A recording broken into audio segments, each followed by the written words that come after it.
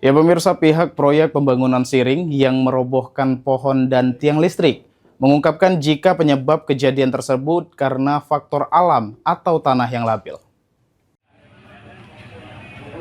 Hati-hati motor, hati-hati motor. Kebetulan pasang. Tumbangnya pohon yang juga menyeret robohnya tiang listrik milik PLN membuat jalan terputus dan pemadaman aliran listrik. Kejadian tersebut diakui oleh pihak pembangunan Siring disebabkan labilnya tanah pada galian Siring.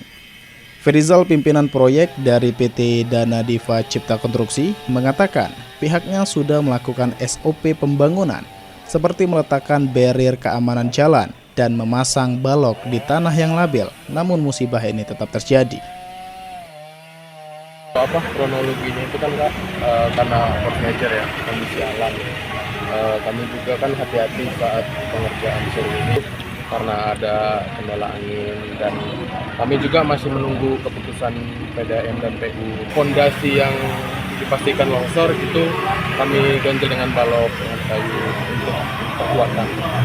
Bukan cuma putusnya aliran listrik ke pelanggan PLN, robohnya pohon juga sempat menimpa salah satu pengguna jalan. Korban saat ini masih dalam perawatan. Proyek Pemkab Muara Enim ini seharusnya lebih berhati-hati dalam bekerja agar tidak membahayakan masyarakat, apalagi proyek berada di lokasi publik. Mardiansyah, PAL TV.